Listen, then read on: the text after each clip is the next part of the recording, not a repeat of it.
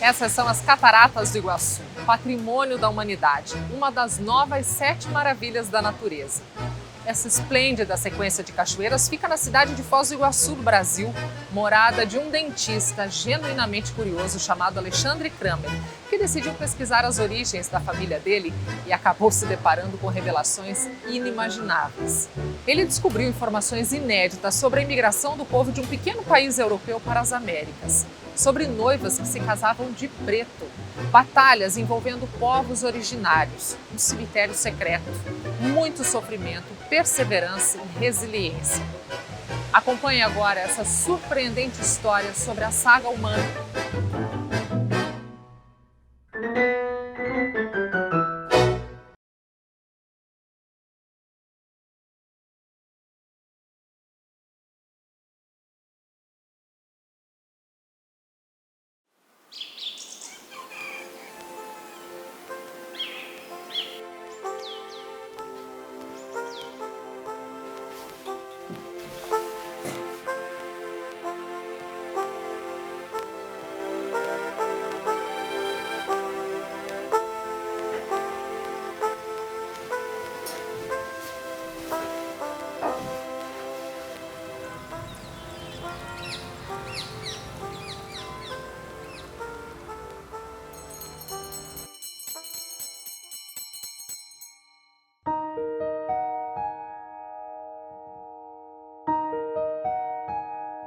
O ano era 1903. A igreja, São João Batista.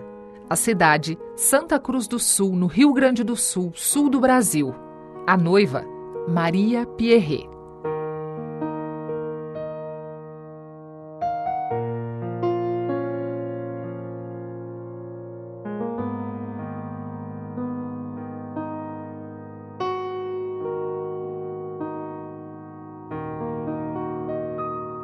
Por que uma noiva se casaria de preto?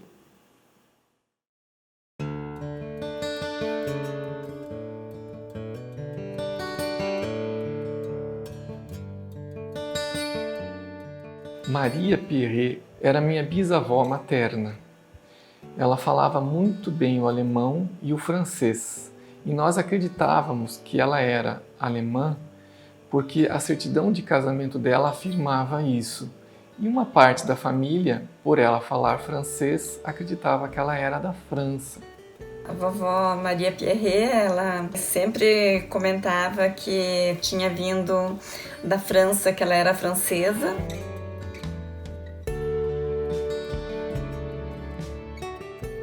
E que tinha vindo com 5 anos, para o Brasil. Ela falava tanto em francês comigo, e também em alemão comigo.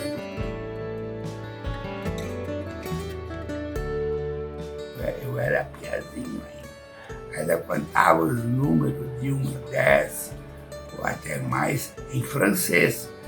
Então ela sabia falar francês, segundo a minha versão de guri da época. A dúvida em relação à origem de Maria Pierret ficou mais evidente durante as buscas pelos documentos dos antepassados. A nossa busca começou há muitos anos.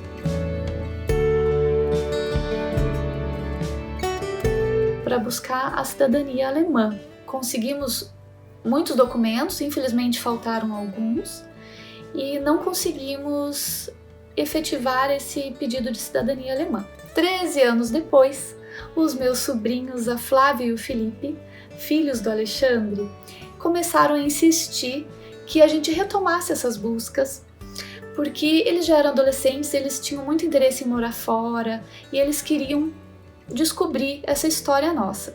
A gente retomou a árvore genealógica que já estava construída num site da internet e a partir dali começamos a buscar nos cartórios os documentos. E nesse momento a gente começou a prestar muita atenção na minha bisavó, a Maria Pierret, porque na certidão de casamento dela com o Ricardo consta que ela era nascida na Alemanha. A partir dali a gente se encheu de esperança de novo e fomos atrás dos documentos e procurando a certidão de nascimento dela. Através desse site, a gente descobriu alguns primos distantes e eles nos ajudaram com as pesquisas. Em 2014, eu fui para a Alemanha tentar encontrar alguma pista. A única coisa que eu tinha era uma Bíblia de Marie Pierret, impressa em Trier, e nessa cidade foi onde foi impressa essa Bíblia, então eu tinha certeza que poderia ser próximo onde eu encontraria os seus documentos. Neste momento eu não descobri nada, e somente em 2019, com MeIrritage, eu encontrei então Alexandre, que complementou as minhas pesquisas para descobrir finalmente onde enviar alguns e-mails e descobrir certificados de nascimento, certidões de nascimento de Marie Pierret. E para surpresa de todos, ela não era nascida na Alemanha como estava no documento de casamento. Ela não era nascida na França, como ela dizia para todos os netos. Ela era nascida no Grão-Ducado de Luxemburgo. Maria Pierret nasceu na cidade de Mersch, em Luxemburgo. Luxemburgo é um pequeno país situado no coração da Europa, entre a Alemanha, Bélgica e França. Tem em torno de 620 mil habitantes em uma área de 2.586 km². É uma democracia parlamentar, com um grão-duque como monarca constitucional. Vossa Alteza Real, Grão-Duque Henri. É o único grão-ducado existente no mundo. Tem como línguas oficiais o luxemburguês, o alemão e francês, mas o inglês é amplamente falado e o português também. Pude visitar a comuna, que é a cidade de Mersch, e com a ajuda dele consegui todas as pistas que faltavam. A gente descobriu que ela se tornou Maria no Brasil, porque no nascimento dela, ela é Marie Pierret. Ela e os pais, os avós, os bisavós, toda a família dela, tanto o lado materno quanto paterno, todos vieram do Luxemburgo. E também uma outra curiosidade é que a família dela veio de uma região de Luxemburgo próxima à divisa da Alemanha. E a família do Ricardo Schmidt, com quem ela se casou, o meu bisavô, toda a família dele, que veio da Alemanha, veio de uma cidade próxima também da divisa entre a Alemanha e Luxemburgo. A descoberta sobre a origem luxemburguesa surpreendeu até mesmo os descendentes diretos dela. Eu sou filha da Maria Pierret. Meu nome é Anna Schmidt Strasburger.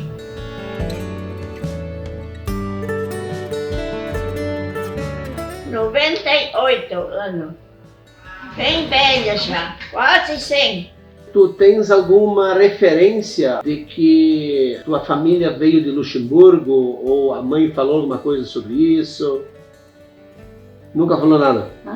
Que eu sei não.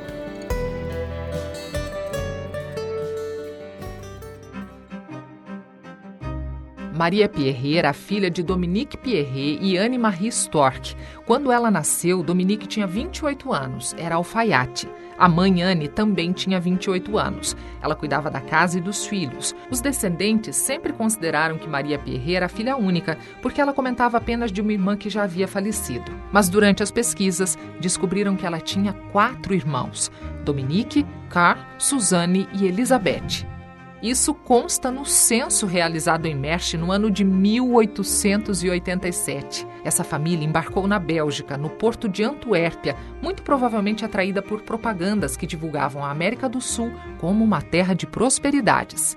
Em 2 de fevereiro de 1889, a Marie Pierret deixou Luxemburgo com 4 anos, junto com mais 4 irmãos e os seus pais, Dominique Pierret e Anne-Marie Storck. Ficaram para trás Domicus Pierret, que já era viúvo de Elisabeth Jung, que havia falecido 20 anos antes, e do lado da Anne-Marie Storck ficou em Luxemburgo a Anne-Marie Reuter, que era viúva de Nicolas Storck, que havia falecido em Paris alguns anos antes. Documentos mostram que eles embarcaram para um país mais ao sul que não era o Brasil. Eles embarcaram no SS Hannover I, com destino a um país mais ao sul da América do Sul, a Argentina. depois de 30 dias de viagem, e chegaram no dia 3 de março de 1889 no porto de Buenos Aires, na Argentina. Mas na lista de chegada não constava o nome de uma das crianças.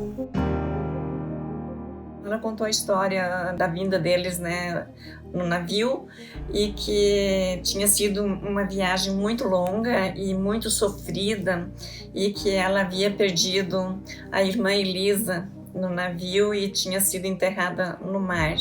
Então ela falava isso com muito sentimento. Lembra que alguém morreu durante a viagem? Sim, a mãe contou. Ele disse que o navio não para enterrar essa pessoa. Essa pessoa tem que ser enterrado. Ela está cheia de no navio. Não, diz ele, os peixes já comeram muito tempo. Assim como a pessoa morre no navio, não vai.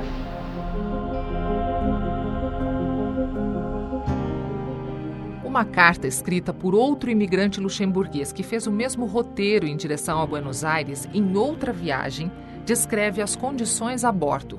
A carta foi publicada num jornal da época. Um artigo do jornal Luxemburger Wort de 4 de março de 1889. Zuschrift. Herr Redakteur, bitte freundlichst folgenden Brief eines Argentinienfahrers zu veröffentlichen, damit alle diejenigen unserer Landsleute, welche beabsichtigen, eine ähnliche Reise zu machen, vor der Zeit gewarnt werden. Colonia San Antonio 1889. Wir waren zu 950 Personen auf dem Schiff. Da können Sie sich denken, was das war. Und die, welche frei überliefert wurden, Essen haben wir bekommen, wie man es für die Schweine macht. Geschlafen haben wir durcheinander, Geheiratete wie Ledige. Die Betten waren derart, dass man sich nicht aufrichten konnte, auch allzu klein und nur 70 Zentimeter breit. Und dann erst der Strohsack und der Schmutz. In der Tat, das Vieh ist besser gehalten zu Hause, wie wir es waren. Keine Ordnung, keine Lampe ist auf dem Verdeck abends angezündet. Von Polizeistunde keine Rede. Die Insassen können laufen, wie und wohin sie wollen des Nachts. Treppen auf, Treppen ab. Sie können brüllen wie die Löwen, sodass kein Mensch schlafen kann. Kranke müssen sterben wegen Mangel an Ordnung und Pflege. Man bekommt nicht mal eine Tasse Fleischbrühe fürs Geld. Vor der zweiten Küche kann man nicht einmal sprechen. Da wird gekocht mit dem Maschinendampf. Das beste Essen hat keinen Geschmack. Reis ist so dünn wie Wasser. Und in den 35 Tagen wurden uns nicht einmal geschälte Kartoffeln serviert. Des Morgens wurde schwarzer Kaffee so dünn, als hätte man mit einem Löffel 12 Liter zubereitet aufgetischt. Weißes Brot bekamen wir wohl, aber es war nur halb gebacken, damit die Leute dessen nicht so viel essen sollen. Von der herrschenden Dieberei kann man nicht einmal Rede führen. Die Stadt Buenos Aires ist größer als Paris, hat aber nicht so viele Einwohner. Und ungefähr 700 Tramways laufen Tag und Nacht. Wir waren 2 Tage in der Stadt, ehe wir zur Kolonie reisten. Zu unserer Eisenbahnreise vom 3. Januar um 3 Uhr nachmittags an brauchten wir 16 Stunden. Und in diesen 16 Stunden haben wir wohl 100 Meilen zurückgelegt. Während dieser Zeit haben wir ungefähr jede Viertelstunde ein Strohhäuschen gesehen, sonst nur Pferde, Kühe, Ochsen mit ihren Jungen. Diese beziffern sich wohl auf mehr als 100.000 Stück. Wir sind nun hier in einer schönen Gegend. Alles ist eben, kein Berg ist zu sehen. Auch der Bodengrund sieht sich äußerst kulturfähig an, denn die obere Schicht besteht wohl ungefähr aus 1 Meter tiefen schwarzen Boden. In der Nähe unserer Kolonie ist eine neue Stadt angelegt, Juarez genannt. Gerhard Ott é uma das poucas pessoas capazes de compreender e traduzir os documentos da época. Ele é especialista em alemão gótico, um jeito de escrever muito próprio dos documentos antigos em alemão. Naquela época o alemão era alemão, hoje não é mais. Entrou muito estrangeirismo, né? Lutero, com a tradução da Bíblia, que ele unificou a língua, que formou o tal do alemão padrão. Eu gosto de fazer justamente essas traduções antigas, porque a gente fica pesquisando e descobre novidades, né? Era difícil naquela época. Eles viviam com muito menos do que nós hoje, né? E também eram felizes, né?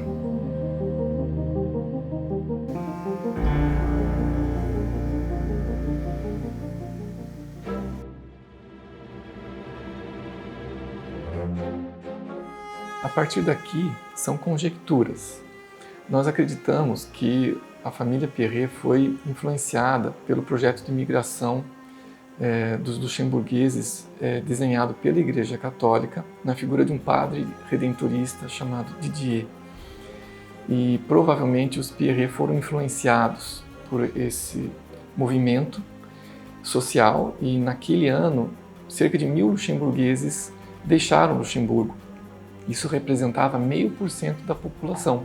Existiu vários tipos de migração, pelo menos 2 nós sabemos. Algumas pessoas que se aventuravam sozinhas e outras que vieram no movimento coletivo, que foi esse chamado de febre argentina. E um ponto importante de ser lembrado é que a Argentina era o país mais rico do mundo naquela época. Era mais rico que os próprios Estados Unidos. Os italianos vieram para a Argentina, os alemães vieram para a Argentina e os luxemburgueses fizeram parte desse movimento de migração. Era a terra prometida, de fartura. Inclusive, a gente tem dúvidas se eles sabiam a diferença entre o Brasil e a Argentina. É difícil dizer se os Pierret vieram de forma individual ou participaram da migração coletiva, mas o fato é que isso pode ter encorajado eles. E eles tinham destino para uma cidade na Argentina chamada Benito Juárez, para participar de uma colônia luxemburguesa em San Antônio de Iraola. O primeiro maiordomo dessa colônia era o Kirsch, que era sobrinho do padre redentorista Didier. E nós acreditamos que os Pierret estiveram na colônia durante os 3 anos que permaneceram na Argentina, embora nós não tenhamos documentos comprobatórios perfeitos, mas as datas coincidem perfeitamente. Eles moraram lá, eu sei. Ela falou à mãe que tinha morado, mas só um pouco tempo. A colônia San Antônio de Iraola fica na região dos Pampas argentinos, 400 quilômetros ao sul da capital Buenos Aires. Essa colônia era um dos destinos dos luxemburgueses que migraram para a Argentina, mas tinha grande importância porque abrigou em torno de 400 pessoas. Quando nós descobrimos que havia uma história na Argentina, eu tomei a decisão de viajar para lá. E eu encontrei com o Ramiro Álvares, que me recebeu gentilmente e conseguiu encontrar fotos antigas de um dos maiores fotógrafos que a Argentina já conheceu, que tirou fotos da colônia, porque ele era irmão do estancieiro da colônia. Aquelas fotos são maravilhosas e é impressionante como os argentinos conseguiram cuidar tão bem do patrimônio histórico deles. Alexandre, junto con su familia, nos visitó en la oficina de la Subdirección de Patrimonio y Archivo Histórico de la Municipalidad de Benito Juárez, acá en la provincia de Buenos Aires, en Argentina. Hacia el fines del siglo XIX comienza a incentivarse en la zona la formación de colonias de inmigrantes con el objetivo de desarrollar la agricultura en la zona, ya que esta era una región que se caracterizaba principalmente por la ganadería. Hacia fines de la década de 1880 se instala en nuestra zona una colonia de luxemburgueses, más precisamente en la estancia San Antonio de Iraola, que pertenecía a una familia muy importante de nuestro país y que en ese momento administraba Rómulo Ayerza, quien fue uno de los promotores de la instalación de la colonia luxemburguesa en la estancia San Antonio. Los hermanos Ayerza eran miembros de una importante familia de la burguesía argentina y estaban casados con las herederas de la estancia San Antonio de Iraola. Soy Ricardo Estrubamú Jacobé, descendiente de los Jacobé Iraola.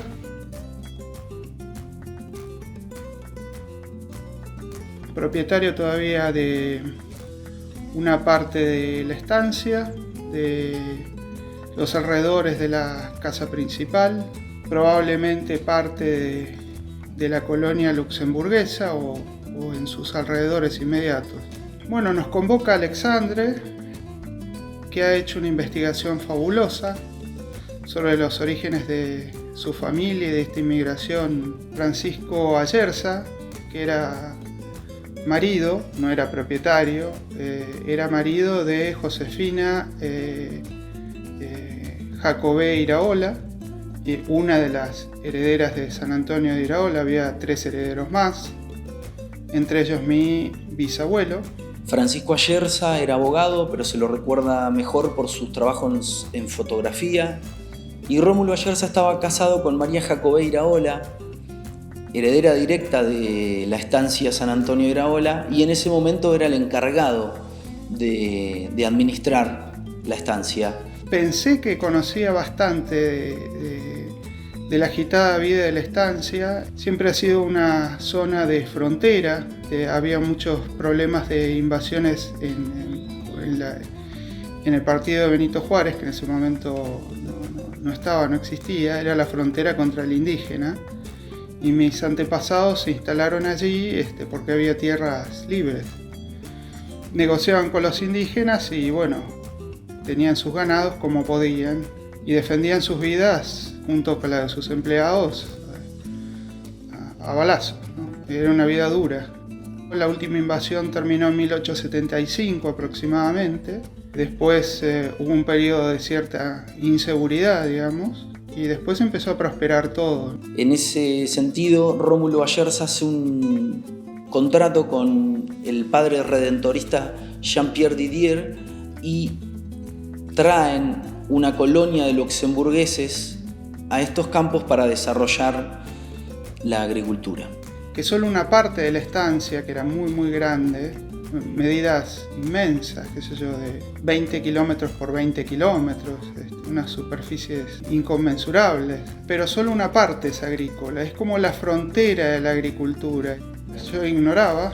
Hacia 1890 la familia de Alexandre, junto con otras 40 o 50 familias más, fueron convocadas. Alguna gente de los que había en Europa, muy comúnmente para esa época, vendía las maravillas de América y de Argentina especialmente, y bueno, trataban de tener colonos que poblaran las tierras. O acordo previa a presença de professor de luxemburguês e de padre que ficaria com eles durante o período da colonização. E eles vieram com um contrato assinado de Luxemburgo. Essas eram as garantias que foram fornecidas para eles antes da viagem.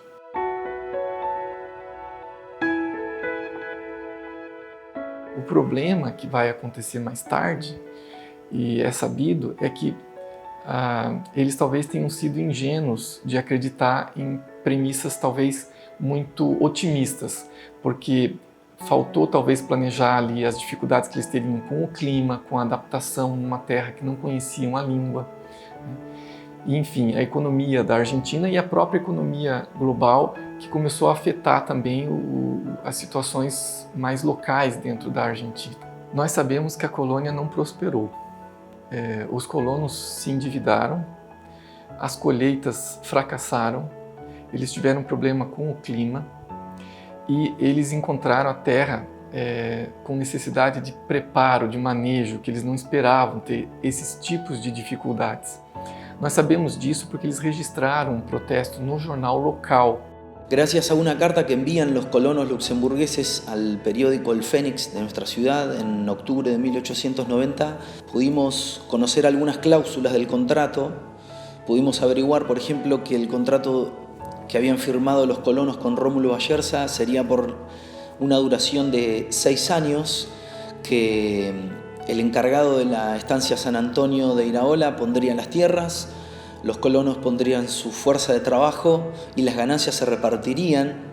Sin embargo, hubo algunas malas cosechas, sumada también a un brote de viruela que hizo estragos en la zona y también en la colonia, y estos problemas llevaron a la disolución de la colonia y a un final que podríamos decir que fue trágico.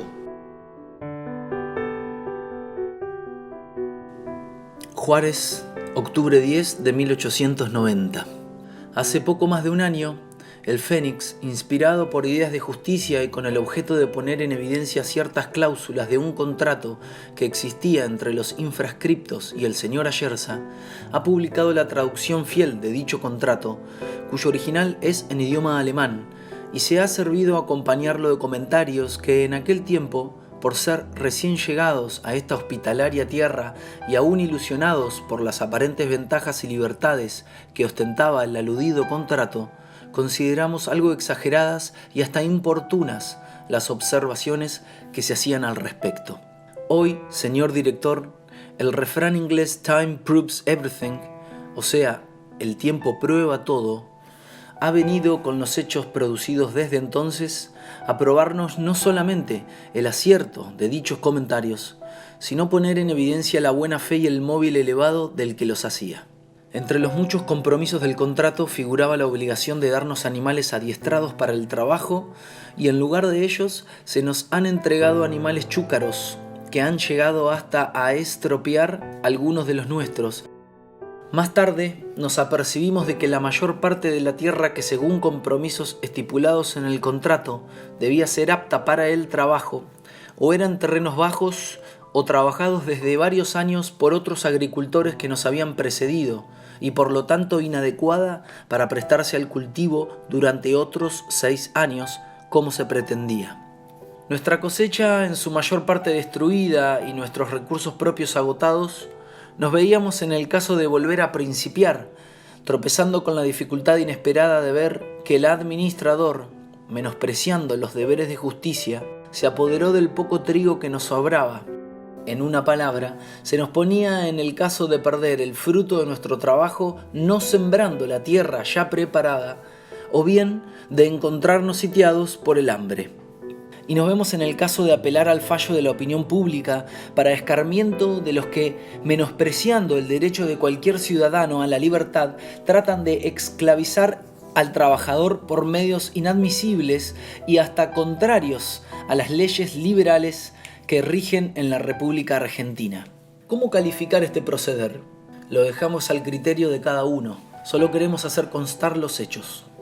Y se nos amenaza con el hambre. Los colonos de San Antonio.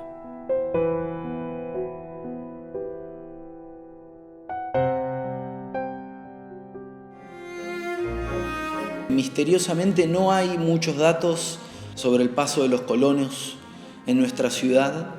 Creo yo por una cuestión de que fue un problema y no fue una experiencia muy feliz. La colonia fracasó, es una zona que a veces hay sequías muy pronunciadas por años. La tierra a veces tiene tendencia a ser un tanto superficial, entonces después de algunos años de agricultura decae la producción. E a colônia vai se dissolver. Parte deles vai ficar na Argentina, parte deles vai viajar para os Estados Unidos e uma parte vai retornar para Luxemburgo. Infelizmente, parte deles ficou sepultada no cemitério de Benito Juárez. Eu esperava encontrar a sepultura do filho mais velho de Dominique Perret. Infelizmente, as sepulturas dos luxemburgueses, quando nós chegamos em Benito Juárez, já não existiam mais, porque elas estavam muito envelhecidas e foram recolhidas para um ossário. Então, qualquer pesquisa que eu venha fazer naquele tipo de ossário, eu preciso de mais recursos, né? E aí ficou um pouco mais difícil de ter documentos que provassem a morte daquela pessoa específica que eu buscava. Quando eu estive na estação de trem, e ela está reformada idêntica como era, eu me senti o Dominique chegando lá. E quando eu visitei o cemitério, mesmo que eu não tivesse encontrado as sepulturas, me doeu de lembrar que houve luxemburgueses que faleceram pela situação que encontraram ali. Então eles vieram em busca de um sonho e acabaram encontrando uma tragédia, infelizmente. E quando eu passei pela linha do trem e olhei para o horizonte e vislumbrei o cemitério lá distante e para além dele, onde foi a colônia, o cenário é praticamente o mesmo que eles vivenciaram. As coisas não mudaram de lá para cá. Isso é emocionante. Hubo muchos muertos en la colonia luxemburguesa, una historia que nos une ahora con Alexandre y espero verlo y abrazarlo y ir al lugar donde probablemente había un cementerio en la estancia, donde están enterrados los 130 soldados de un combate que hubo ahí, con su comandante, su capitán, todo. Están enterrados ahí. Después también hay indígenas enterrados ahí, en los bordes del cementerio, fuera de la parte consagrada. Y mis parientes, algunos están ahí, y parientes de Alexandre e outras famílias também estão aí, muito provavelmente. O que não se sabia da história é que parte deles teria vindo do Brasil, que é justamente a minha família. E essa é a conexão que nós fazemos com a colônia de Santo Antônio de Iraola.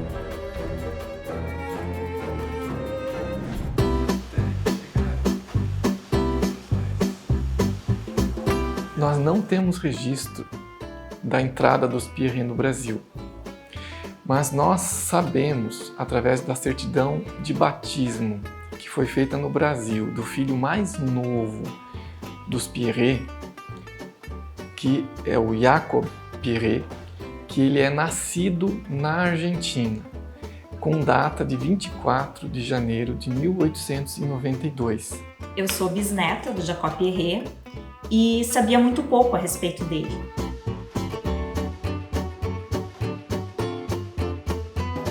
O local de nascimento dele, por exemplo, era desconhecido para mim.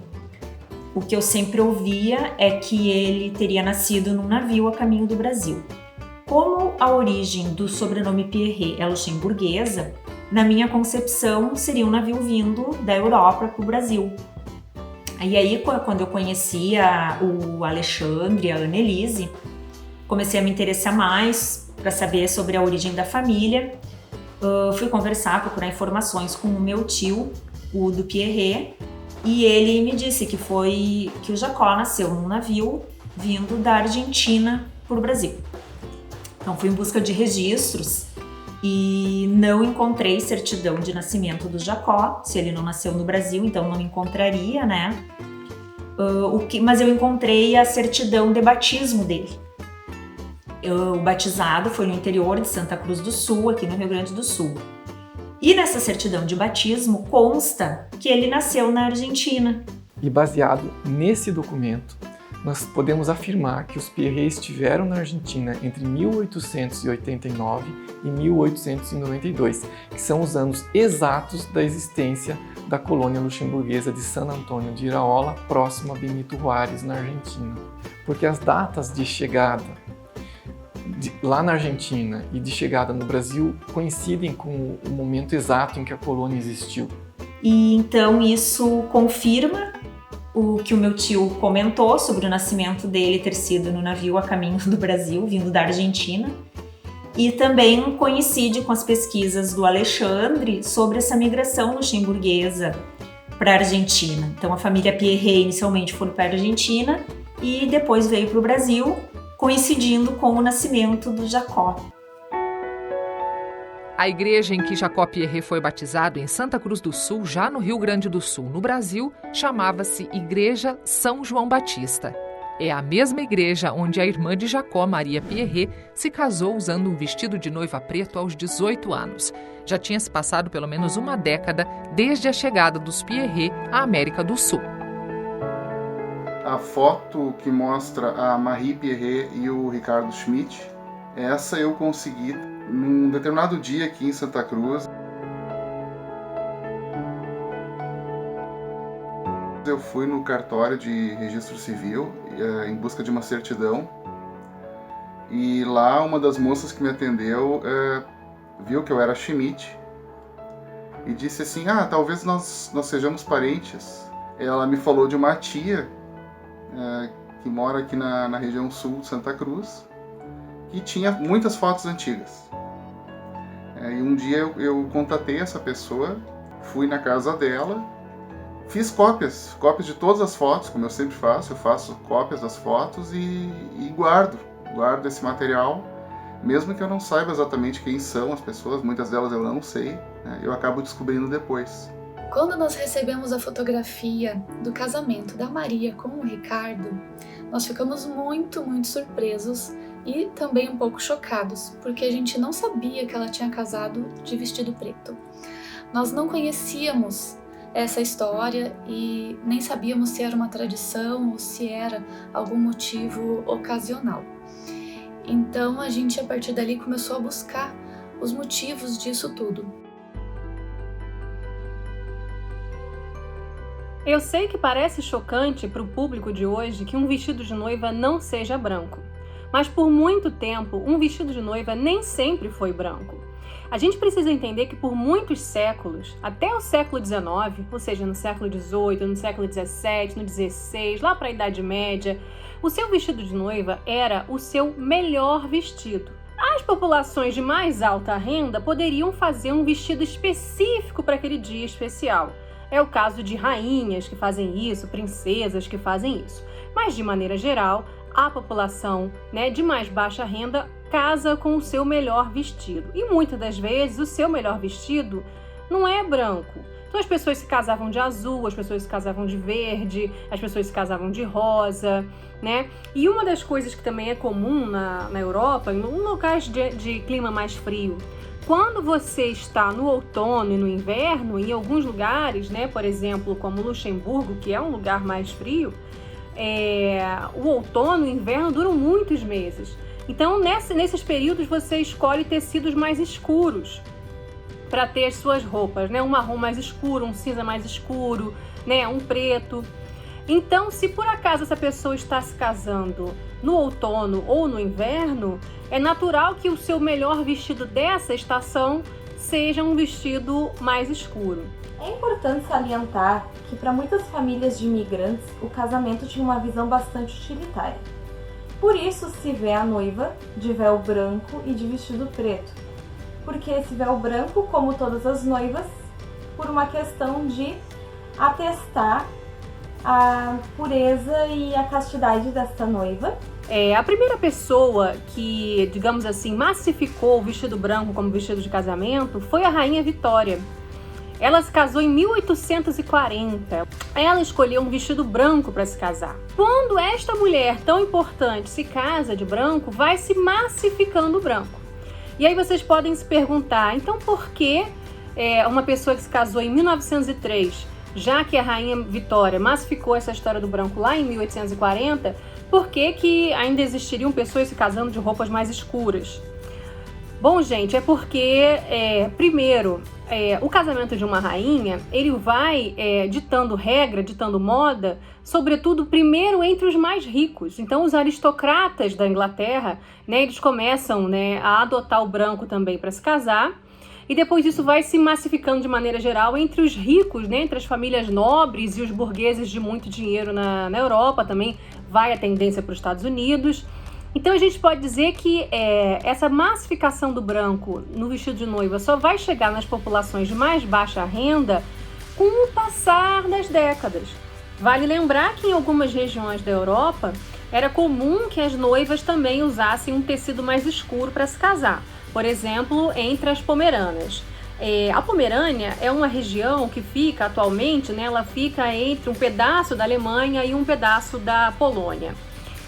Esse povo, os pomeranos, eles migraram para o Brasil no final do 19 e até hoje existem comunidades de pomeranos no estado do Espírito Santo. Quando nós fomos a Luxemburgo, nós fomos visitar o Museu de História e lá, logo no início do museu, já havia uma noiva de preto e também a explicação ao lado de como começou essa história.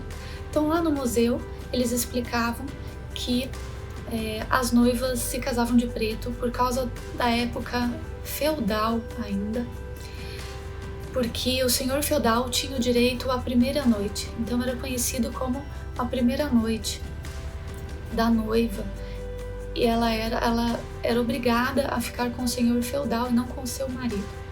Claro que a nossa Maria não era dessa época e não tinha o senhor feudal, nada disso, mas essa já era a história, primeiro contato nosso com uma parte dessa história lá no museu. Então elas estariam se casando, usariam uma roupa escura como se fosse um sinal de luto, Como se elas estivessem de luto. Essa lenda, essa suposição, hoje em dia já vem sendo criticada por alguns historiadores medievalistas. Agora, uma outra razão que se aventa então para que as pomeranas usassem as roupas escuras para se casar é o fato de que elas estariam saindo da sua família, né, do seu seio familiar, para ir morar em uma outra casa com uma outra família. Então é como se fosse a morte social dessa mulher para que nascesse uma outra mulher, né? Morre aquela moça solteira e nasce uma nova mulher. Essa também seria uma das interpretações. Acho até melhor do que aquela outra do direito à primeira noite. Então, como vocês podem ver, não só pessoas de descendência, né, de que descendem de luxemburgueses poderiam estar se casando de roupas mais escuras, mas de algumas outras regiões da Europa também.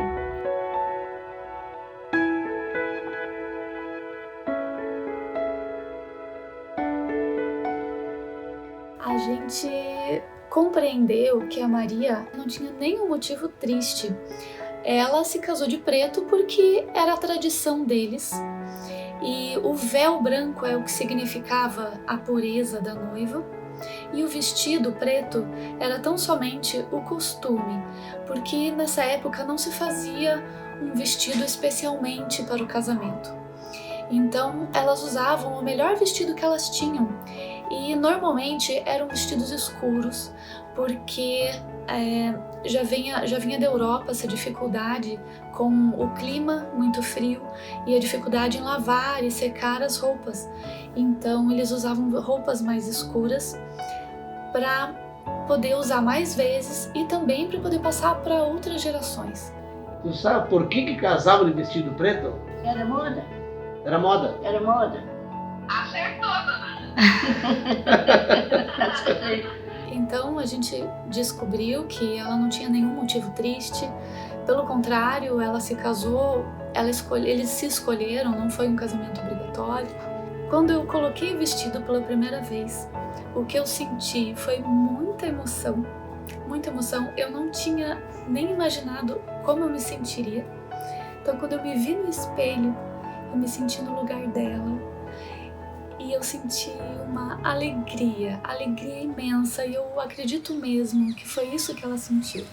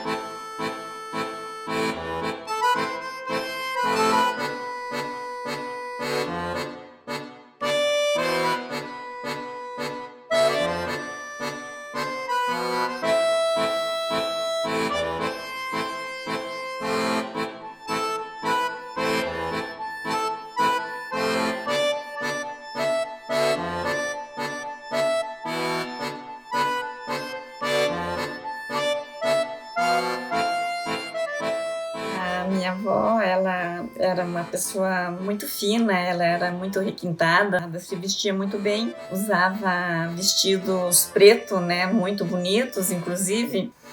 Era muito bonita ela era uma pessoa calma, alegre, de uma bondade sim, infinita.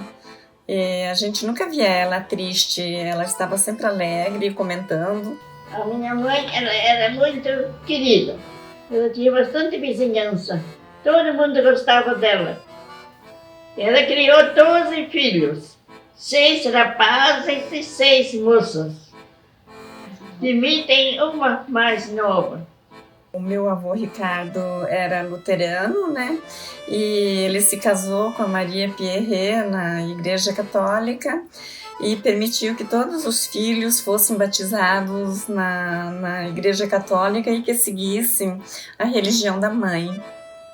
Isso nunca interferiu na vida deles, era um casal feliz. Eu conheci a avó até os 12 anos, mais ou menos.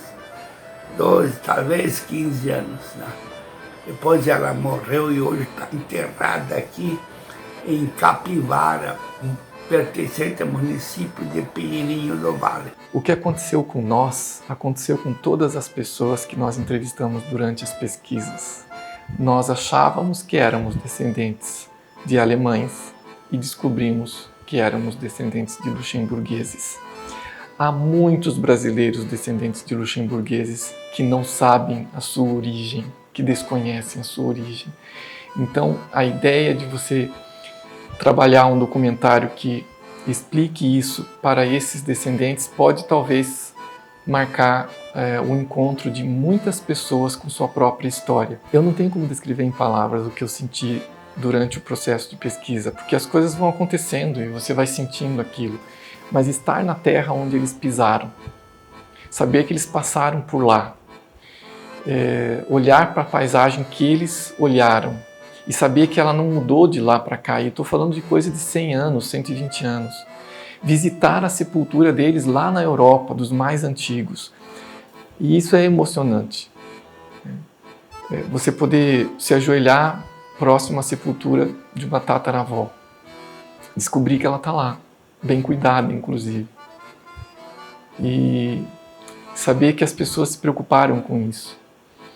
Que no trajeto houve uma preocupação com a preservação da memória. Não é da minha família, é a memória da humanidade. Né? É a história humana, é a saga humana, né? Nua e crua. Isso te conecta com o mundo. Porque todos nós habitamos um planeta só. Mas nós somos migrantes. Nossos antepassados migraram em busca de uma vida melhor. Hoje, muitos de nós migram também, às vezes fazendo o caminho inverso. E, graças a Deus, fomos abençoados com a cidadania. Nós conseguimos a nossa cidadania luxemburguesa. Com a possibilidade de reconhecimento da cidadania, os descendentes dos imigrantes que chegaram ao Brasil em busca de uma vida melhor estão fazendo o caminho contrário, ou valorizando aqui mesmo o legado deixado por esses imigrantes, cultivando a história, as tradições e perpetuando aos jovens. Os meus filhos vai ser importante mais para eles do que para mim, porque abre portas para que eles possam estudar ou até trabalhar, se esse for o destino deles e a escolha deles. E não só isso, nós fomos abençoados com as descobertas de toda essa história, dela, do Ricardo e de tantos outros. A gente descobriu as fotos antigas através desses primos distantes. O Luciano e a Magda nos ajudaram. A gente conheceu tanta gente de primos e parentes que só se encontraram em busca por causa das buscas que nós fizemos. E a gente acabou mudando a vida para melhor de muita gente que nós não imaginávamos nem que isso aconteceria. E a gente descobriu a Noiva de Preto e todas as outras histórias que vieram a partir daí. Inclusive a passagem pela Argentina. Então tudo foi muita surpresa e tudo é muito gratificante hoje da gente ter esse conhecimento. E agradeço muito, que eu tenho certeza que eles estão nos abençoando em toda essa busca e em toda essa descoberta nas nossas vidas. Eu acho que todos nós, como seres humanos, deveríamos buscar conhecer nossas origens. Porque o ser humano que habita esse planeta, ele é muito vinculado não só ao território onde ele habita, mas aos seus antepassados. E isso eu acho que me deu mais chão de conhecer de onde vim. Eu entendi nessa busca por que a minha família, por exemplo, é católica. Porque eles são descendentes de um país que era católico. Vieram por um projeto da Igreja Católica. Colonizaram a América do Sul num ideal católico. Mas não é só pela religião. Se você não acredita em religião, tudo bem, mas você é parte do que veio antes de você, de quem veio antes de você. Você tem em você o teu comportamento, não é só a aparência. Uma curiosidade é que muitos dos meus antepassados que eu sequer conhecia eram odontólogos de alguma formação. E isso me fez pensar também até que ponto as escolhas que eu fiz no meu mundo de hoje, sem conhecê-los, foram de alguma forma influenciadas por esse passado desconhecido. Então, desnudar esse passado é uma experiência que eu recomendo para qualquer um que esteja assistindo a gente nesse momento. Vai fazer bem para vocês, porque fez bem para mim.